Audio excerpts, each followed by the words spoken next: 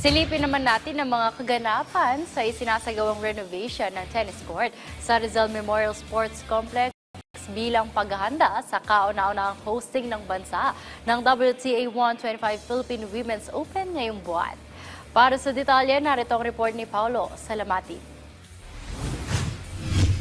Ilang araw pa lamang ang nakalilipas sa pagpasok ng bagong taon ay abala na rito sa Rizal Memorial Sports Complex sa Maynila, partikular na rito sa Rizal Memorial Tennis Court na kung saan kasalukuyang ginaganap ang renovation ng venue na kung saan gaganapin ang kauna-unahang WTA tournament dito sa Pilipinas na kung tawagin ay Philippine Women's Open. Ito ang kasalukuyang sitwasyon sa loob ng Rizal Memorial Sports Complex sa Maynila ngayong 2026. 24/7 na nakatutok sa pagsasaayos sa mga pasilidad, bagong pintura, magmula sa entrada hanggang sa papasok ng Rizal Memorial Tennis Court. Dito lang naman kasi gaganapin ang magaganap na kauna-unahang hosting ng bansa ng Women's Tennis Association o WTA 125 event na Philippine Women's Open. Tournament courts, VIP deck, players and officials dugout, flooring, lighting, at mga panibagong stands na kung saan target ng Philippine Tennis Association o PhilTA na marami ang makapanood na aabot sa 2,000 katao sa loob ng center court. Ayon naman kay Philippine Sports Commission Chairman Patrick Gregorio na isa sa mga pangunahing hands-on sa pagtutok ng renobasyon.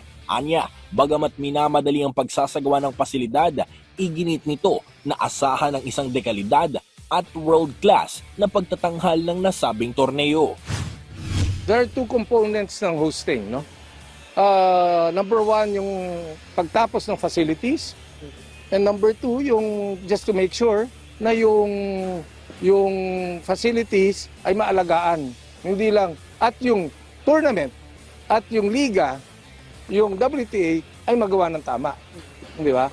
So yung to make sure that the tournament is memorable, successful, exciting, yan po, PhilTA yan. To make sure that the facilities are international standard, on time, maganda yung look and feel, maramdaman ng mga tao, they're most welcome here, yan po, PSC yan. Yan yung kombinasyon. Yan po ang ginagawa ng PSC ngayon. We enable national sports associations to partner with us to push the sport and the development of their facilities. That's what we did when we hosted futsal with PFF. That's what we did when we hosted volleyball with PNBF. That's what we did when we hosted World Surf League in Siargao. Ngayon, ito po, tennis. So, it is a framework, it is a business framework that is focused on sports, not only in terms of development, but in terms of sports business. Because para magkaroon ng magandang facilities, it has to generate income for the agency. Ibinahagi rin ni Gregorio na ang pagsasagawa ng mga ganitong klaseng torneo sa bansa ay para sa pagpapatuloy ng legasiyang itinatatak ni Filipino tennis sensation Alex Ayala sa Philippine sports at para na rin sa mga susunod na henerasyon ng mga tennis players sa bansa. Let me put it in a dramatic way. This is because of Alex Ayala. But this is for the next generation of Alex Ayala. This is for Alex and the next generation of national players in tennis. Do they deserve this? Do they deserve the international standard facility? Yes. It is long overdue. If we can develop more tennis courts, high caliber international standard tennis courts all over the country, we will do that. Hindi lang po dapat Rizal yan. So, it is because of Alex, and thank you, Alex.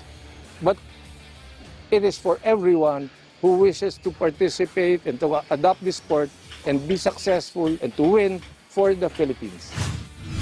Siniguro rin ng PSC na hindi masasayang ang pagpapagawa ng tennis courts dito sa Rizal Memorial Sports Complex sa Maynila, kung saan pagkatapos nga ng Philippine Women's Open ay patuloy pa rin ang kanilang programa sa pagsasagawa ng mga local tournaments na magiging daan o magsisilbing daan para sa pagdiskubre ng mga bagong talento na posibleng mapabilang sa pambansang koponan balang araw. At yan na muna mga latest dito sa Maynila. Paulo Salamatin para sa Atletang Pilipino para sa Bagong Pilipinas.